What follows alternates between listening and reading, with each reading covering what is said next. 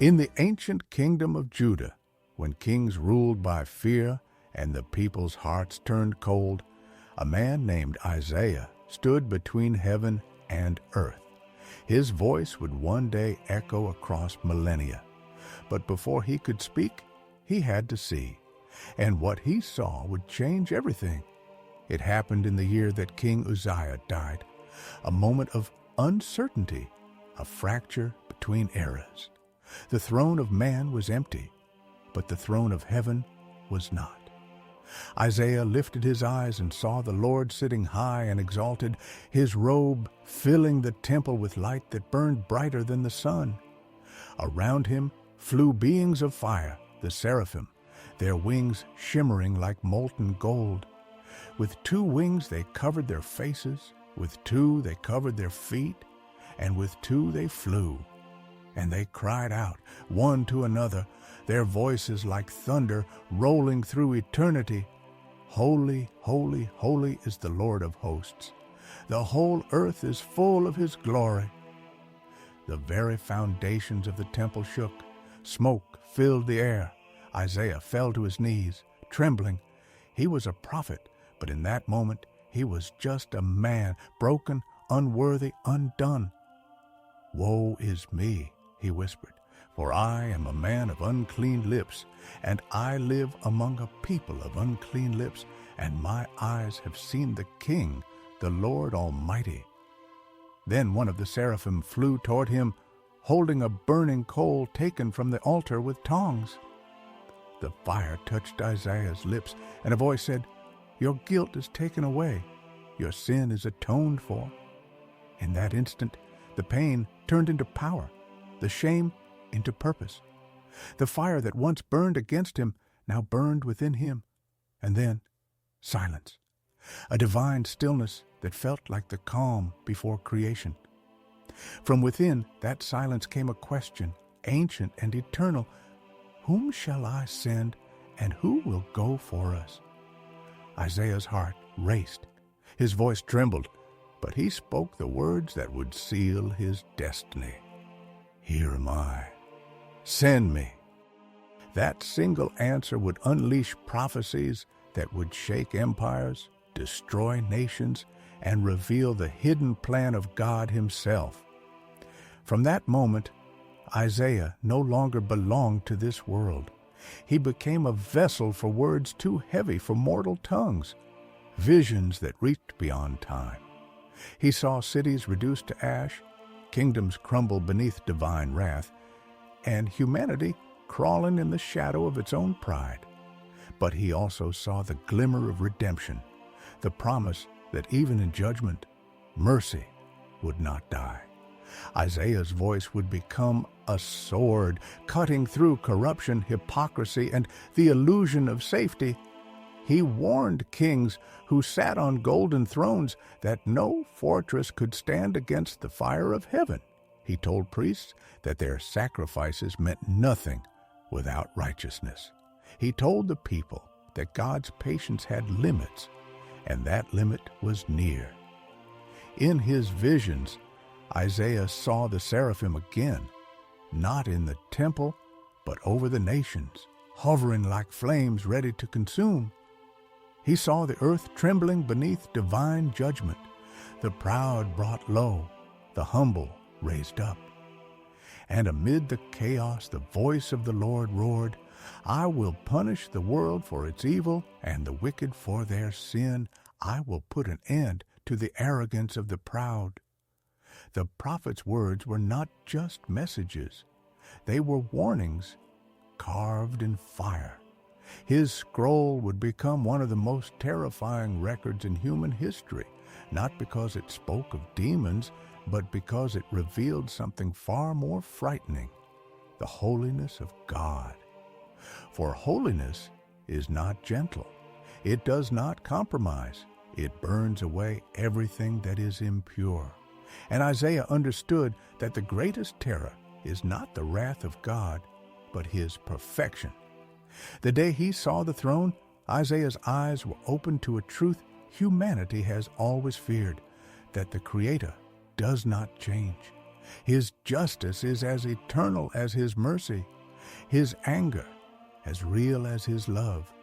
And before that unchanging fire, no nation, no ruler, no man can hide.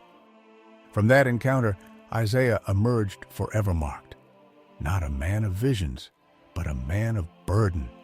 His mission would not bring peace, but truth, and truth is never safe. He walked among his people carrying a message that few would understand and fewer would accept. Yet still he spoke. For once a man has seen God. Silence is impossible. The temple vision was not a dream, it was a command to awaken a world that had fallen asleep under its own sin. The voice that shook the heavens now spoke through Isaiah, calling humanity to return before the fire consumed all. This was the beginning of the book of Isaiah, the most terrifying revelation ever written, not because it speaks of monsters, but because it shows us ourselves and the God who judges without error and loves without end. Isaiah walked through the dark streets of Jerusalem, where the scent of incense mixed with the stench of corruption. The people prayed with their lips, but worshipped idols with their hearts. The priests wore golden robes, but spoke hollow words. And in that silence of hypocrisy, Isaiah heard the whisper of God once more, a whisper that thundered in his soul, "Cry aloud, do not hold back, show my people their sins." The vision returned to him. The sky was torn apart, and he saw the judgment of nations. Babylon, the pride of men, burned like a torch in the night. Assyria, with its mighty armies, fell beneath invisible fire. The earth trembled beneath the voice of God, and Isaiah's heart trembled with it. Yet in that terror there was purpose, for even in wrath, God remembered mercy. He saw the people blinded by greed, their leaders drunk with power, and their prophets silenced by fear. He spoke, but few listened. "Your hands are stained with blood," he cried. "Your lips speak lies. You call evil good and good evil. The Lord's anger burns like a furnace." And as his words echoed through the city, the heavens above seemed to grow darker. But then the vision changed. Amid the ruin, Isaiah saw a distant light, faint but pure. A child was born, wrapped not in silk, but in humility. "Unto us a child is born," he heard the divine voice say, "and the government shall be upon his shoulders." The air shimmered with divine power. He shall be called Wonderful Counselor, the Mighty God, the Everlasting Father, the Prince of Peace. Isaiah fell to his knees. In the midst of judgment, hope had been revealed.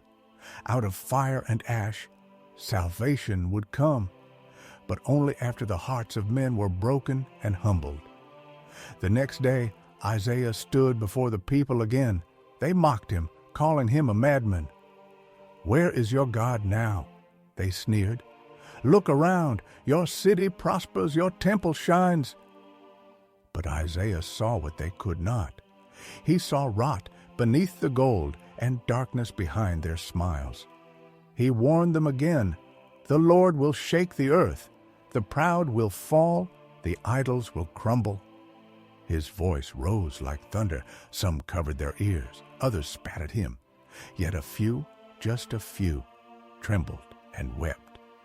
As the years passed, Isaiah's visions grew darker. He saw empires rise and fall. He saw kings crowned and buried. He saw Jerusalem surrounded by enemies, her walls shaking beneath the march of armies. And then, in a vision that froze his soul, he saw the coming of one greater than all, the servant of the Lord, despised and rejected, wounded for the sins of many. His face was marred beyond recognition, yet through his suffering came light for all nations. Isaiah wept, for he saw both the cross and the crown, the agony and the glory. He saw a man who would be silent before his accusers, like a lamb led to the slaughter, yet through his death the world would find redemption. The prophet trembled as he realized that his words were not his own. They were the breath of eternity speaking through him. And as the vision faded, Isaiah stood again among men, now older, his beard streaked with gray, his eyes reflecting both heaven and sorrow. "Woe to those who trust in chariots and kings," he said softly. "Trust in the Lord, for his arm is not too short to save, nor his ear too dull to hear." But the people hardened their hearts. They laughed and turned away, and Isaiah knew judgment would come like a storm. He saw flames devour cities, rivers turn to blood, and the sky darken with smoke. Yet even then, amid the ruin, he saw a remnant, a small, faithful people who refused to bow to idols. They were the seed of hope, the beginning of restoration. And as Isaiah lifted his eyes to heaven, he saw the Lord once more, not in wrath, but in quiet sorrow. "Though your sins are scarlet," said the voice, "they shall be as white as snow."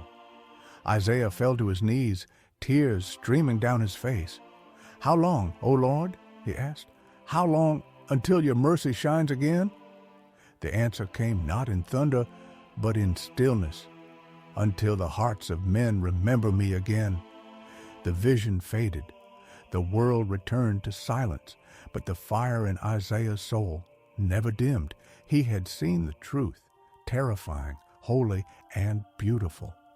And though he walked among men, his spirit had already glimpsed eternity. For the book of Isaiah was not written for one generation.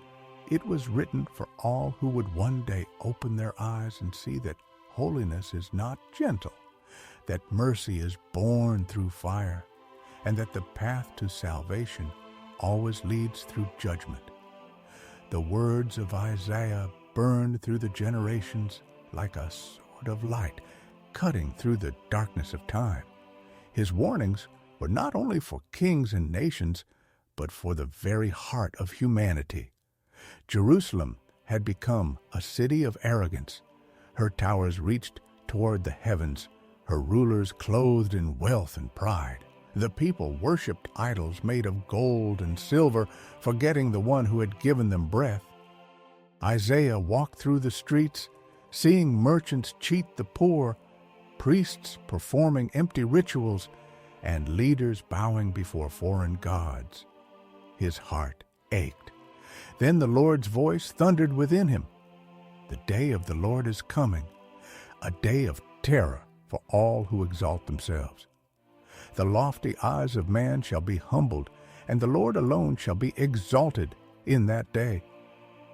Isaiah saw it in his vision, mountains trembling, cities collapsing, men hiding in caves from the wrath of the Almighty. The earth shook like a dying creature, and the sky turned black with smoke. The idols people had made, those of stone, gold, and fame, melted before the fire of his presence. Kings threw away their crowns, warriors dropped their swords, no fortress could stand, no empire could endure. The prophet's voice trembled as he spoke. "Enter into the rocks and hide in the dust, for fear of the Lord and the glory of his majesty." But the people laughed. They said, "Isaiah is a dreamer. His words are madness." And yet, one by one, Isaiah's prophecies came to pass. The Assyrians swept across the land like locusts, devouring nations. Their chariots thundered through the gates of Samaria, and the northern kingdom fell. The cries of the people echoed across the hills. But Isaiah stood firm, saying, "It is not Assyria you should fear. It is the Lord who wields them as his rod of anger." He warned King Hezekiah that trust in armies would fail, that salvation could only come through faith. And when Jerusalem was surrounded, when death seemed certain, Isaiah prayed. That night, an angel of the Lord passed through the Assyrian camp, and by morning, 185,000 soldiers lay dead, struck down by the unseen hand of God. The enemy fled in terror. The people praised God, but Isaiah knew the peace would not last. Pride always returns. Sin always creeps back. He spoke again. The heart of this people has grown dull. They see, but do not understand. They hear, but do not listen. Then, one night, he saw another vision, more dreadful than any before. The Lord showed him Babylon rising like a beast from the desert, drunk with power. Her palaces gleamed with gold, her streets with blood. Isaiah saw her end before it began. He saw her fall in fire, her walls shattered, her idols shattered like glass. Babylon, the glory of kingdoms, he said, shall be as when God overthrew Sodom and Gomorrah. Never again shall it be inhabited. But Isaiah's words were not only about kingdoms. His vision reached beyond time. He saw a day when all nations would stand before the throne of judgment. He saw the stars fall from the sky, the moon turning red, the heavens rolling up like a scroll. He saw the arrogance of the world melt away before the holiness of God. Yet even in this terrifying vision, light pierced through the storm. Amid judgment, Isaiah saw redemption, a highway called the Way of Holiness, where the redeemed would walk. No lion or beast would threaten them. Sorrow and sighing would flee away. He saw the return of exiles, the rebuilding of Jerusalem, and a kingdom of peace where justice would reign forever. He spoke of a servant who would come, humble, righteous, filled with the Spirit of God. The Spirit of the Lord is upon him, Isaiah declared, for he has anointed him to preach good news to the poor, to bind up the brokenhearted, to proclaim liberty to the captives. The people didn't understand. How could a servant bring salvation? How could the suffering of one man redeem all others? But Isaiah had seen it clearly. Through pain would come redemption. Through death would come life.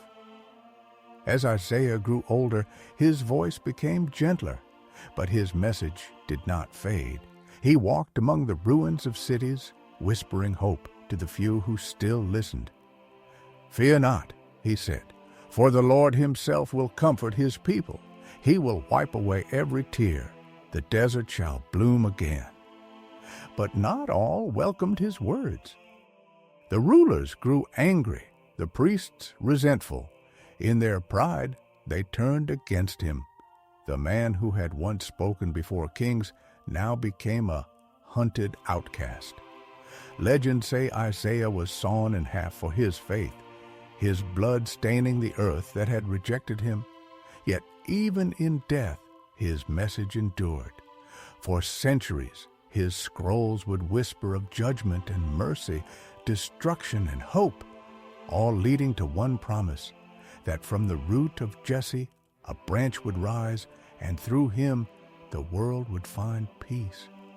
And as the last breath left Isaiah's body, he smiled through the pain, for he knew the fire he carried would never die. The fire would burn through generations, through prophets and kings, until one day a carpenter's son would open the scroll and read his words aloud. "The Spirit of the Lord is upon me," and heaven would fall silent, for the prophecy had come to life. As the warnings of Isaiah continued, the people of Judah found themselves on the precipice of a fate they could barely comprehend. The prophet's visions grew darker, more intense, revealing the scale of God's judgment upon a nation that had strayed far from his commands. Isaiah saw the hearts of men hardened by pride, leaders intoxicated by wealth and power, and priests performing rituals without sincerity. These were the signs of a people teetering on the edge, and the prophet's messages became more urgent and desperate. The Lord's voice, as Isaiah perceived it, thundered through the heavens, echoing across the mountains and valleys and through the streets of Jerusalem. It spoke of destruction that would not be easily averted, a fire that would consume those who persisted in rebellion. Isaiah saw towering temples filled with idols of gold and silver, and people bowing before them, offering sacrifices that were empty and meaningless. The contrast between the glory of God and the hollow worship of men was stark, and it left the prophet trembling with a mixture of fear and reverence. He witnessed the Assyrian army, the instrument of God's wrath, marching with relentless precision. Their numbers seemed infinite, their weapons gleaming under the harsh sun. Isaiah's visions revealed their devastating march across the lands, leaving towns abandoned and fields trampled, as if the very earth were weeping under the weight of impending judgment. Families fled in terror, carrying what little they could save, but the prophet knew that human efforts were futile against the divine plan. Amid this turmoil, Isaiah saw angels of the Lord patrolling the heavens, their presence both awe-inspiring and terrifying. They held instruments of justice, ready to enact God's will, their forms radiant with holy light. Isaiah understood that these celestial beings were messengers of a power far beyond human comprehension, enforcing the divine decrees with perfect precision. Their eyes seemed to pierce into the souls of men, discerning truth from deceit, righteousness from sin. Isaiah also observed the heavens themselves respond to the sin of men. The skies grew dark, clouds roiling with energy, and flashes of divine light illuminated the earth in sudden bursts. Mountains shook, rivers rose, and winds swept through the valleys with unstoppable force. It was as if creation itself had become an instrument of judgment, bending to the will of God. The prophet realized that this was not merely a punishment of men, but a demonstration of God's sovereignty over all things, a warning for generations to come. In the midst of these terrifying visions, Isaiah was shown moments of hope. He saw righteous individuals, humble and faithful, walking amidst the chaos. They were protected and guided by God's angels, their hearts steadfast despite the fear surrounding them. Isaiah was reminded that even in the face of overwhelming destruction, God's mercy was present for those who sought Him sincerely. These moments served as a stark contrast to the pride and rebellion he had witnessed, highlighting the choices available to humanity: obedience or defiance. The prophet's words became a clarion call. He spoke of repentance, urging the people to turn from their corrupt ways and seek God with sincere hearts. Isaiah knew that the warnings would often be ignored, that many would continue in their arrogance. But he also knew that the message must be delivered faithfully. God's patience, though vast, had limits, and the time for turning back was growing shorter with each passing day. Isaiah's visions also revealed the future glory that awaited the faithful. He foresaw a time when Jerusalem would be cleansed, when the proud would fall and the humble would rise. The city would shine with the light of God's presence, and the nations would recognize the majesty and justice of the Lord. This vision of redemption was intertwined with the warnings of judgment, illustrating the profound duality of God's dealings with humanity: mercy for the obedient, wrath for the unrepentant. Throughout these revelations, Isaiah's own spirit was tested. The weight of knowing the horrors to come, coupled with the responsibility of delivering God's word, pressed heavily upon him. Yet he remained resolute, strengthened by visions of divine authority and the assurance that God's plan was perfect. Every scene of destruction, every vision of judgment was tempered by the understanding that God's justice was righteous and necessary.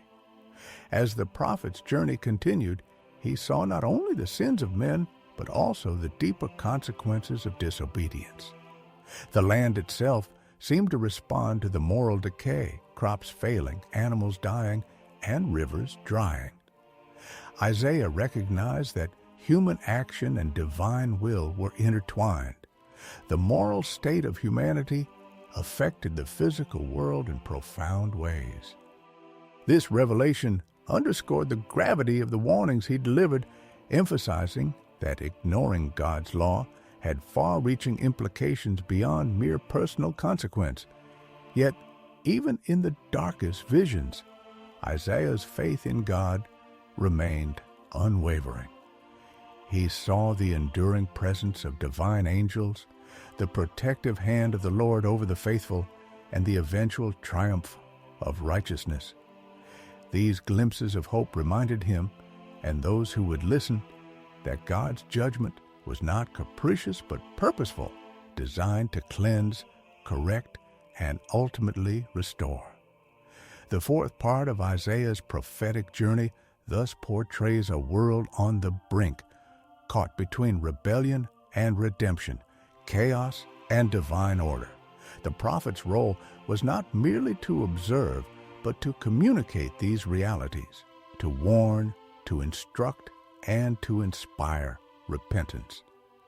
Through his visions, the reader understands that the terror of judgment is inseparable from the promise of salvation, and that God's sovereignty, justice, and mercy operate in perfect balance. As the fourth chapter of this terrifying yet illuminating book concludes, Isaiah stands as a testament to courage and faith. His unwavering commitment to conveying God's message amidst a society blind to its own sin serves as a powerful reminder of the stakes of disobedience and the heights of divine glory awaiting those who follow the Lord faithfully. The storms have passed, but the air is still heavy with the scent of smoke and ash. The cries of judgment have faded, replaced by a strange, haunting silence. Isaiah stands among the ruins of what was once a proud kingdom, a land of kings and prophets, now brought low by its own arrogance. The stones of the fallen temple still radiate warmth from the fires of divine wrath. The wind carries faint echoes of ancient prayers that were never heard, whispered now like ghosts among the rubble. But through the desolation, something begins to stir, not destruction, but renewal. Amid the broken walls, small green shoots rise from the dust. The same earth that was cursed begins to breathe again, and Isaiah, weary but unbroken, looks toward the horizon. His eyes no longer reflect fear, but understanding. He has seen what happens when humanity turns from light, and what grace can still come after the storm. Isaiah speaks not only to kings and priests, but to every soul that will ever live. His words were not written for one nation, but for all of creation.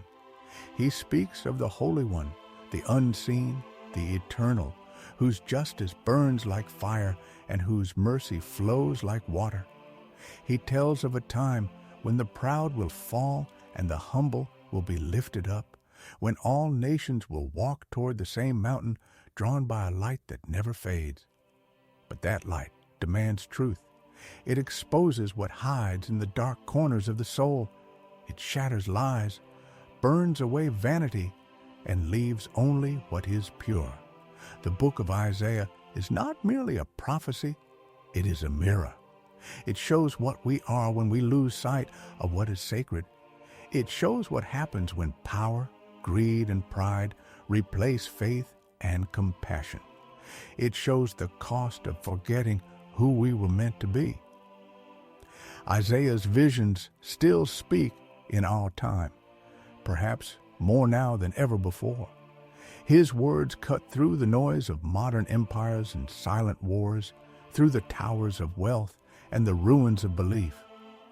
The earth mourns and fades away, he said, because its inhabitants have broken the everlasting covenant. And who can deny it now? We have conquered the world, but lost our souls. We have built kingdoms without meaning, filled our lives with noise to drown out silence. But Isaiah whispers across the ages, "Return, turn your eyes back to the source of light before the fire consumes all that remains." He saw what was coming, not just to Jerusalem, but to the world itself. Nations rising against nations, lies spreading like infection, people calling darkness light and light darkness. He saw a future where faith becomes rare and truth becomes mocked. But he also saw something else, the coming of the servant, the one who would bear the sins of many, who would be wounded for transgressions not his own, and yet bring healing through his pain. Isaiah saw hope that would outlast empires. The book of Isaiah is both a warning and a promise. It tells us that no empire stands forever, that no arrogance can outlast truth. But it also tells us that no heart is too far gone to be restored. There is redemption even in the ashes. There is light even in the deepest night. The fire that destroys can also purify if one dares to face it. And so the message remains. Choose what you will serve. Will it be the idols of comfort and self, or the eternal truth that burns but frees? Will you walk among those who mock the prophets, or among those who hear and turn their hearts before it's too late? Every age must answer. Every soul must decide. Isaiah's words close not with despair, but with vision. A new heaven, a new earth, where the wolf and the lamb dwell together, and death itself is swallowed in light. His prophecy does not end in fire, but in peace. The judgment was never meant to destroy. It was meant to cleanse. The wrath was never meant to crush. It was meant to awaken.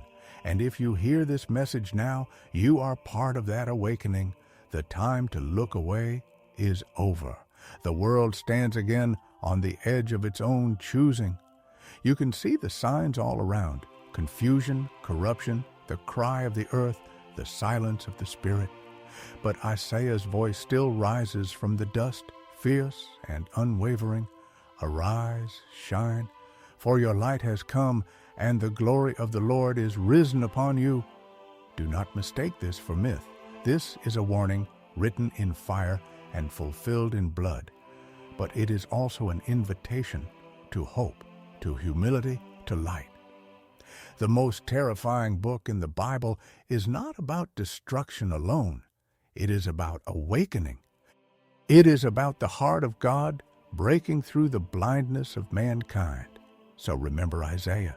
Remember the smoke, the thunder, the ruined walls. But remember also the light breaking through the storm. The story has not ended. It never does.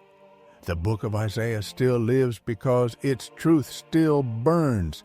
Let it burn in you